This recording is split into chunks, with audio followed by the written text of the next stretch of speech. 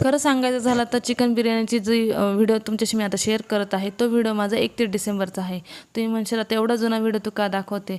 तर झालं असं की 31 डिसेंबरला म्हणजे मी ज्या दिवशी बिर्याणी बनवतो व्हिडिओही काढला, पण तो व्हिडिओ इतका लाँग झाला की मला एडिट करायला टाईमच नाही मिळाला.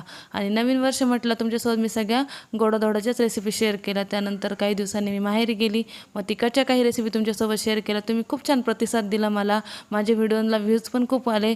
तर असंच प्रतिसाद असंच प्रेम तुमचं असू द्या आणि ह्याही व्हिडिओना तुम्ही असंच प्रेम प्रतिसाद द्या. आणि बिर्याणीची रेसिपी आहे ती आता 1 मिनिटात सांगणं शक्य नाही, तर त्याचा मी लॉंग व्हिडिओ तुमच्याशी नक्की शेअर करेन. आता रेसिपीचं चॅनल असल्यामुळेच माझे इतक्या रेसिपी झाल्या गॅलरीमध्ये की बिर्याणीचा व्हिडिओ कधी खाली गेला ते समजलंच नाही मला. मी आज सहज बसले होते त्यावेळेस मी अचानक पाहिलं, तर मग आता लक्षात आलं माझा बिर्याणीचा व्हिडिओ तुमच्यासोबत शेअर करायचाच राहून गेला.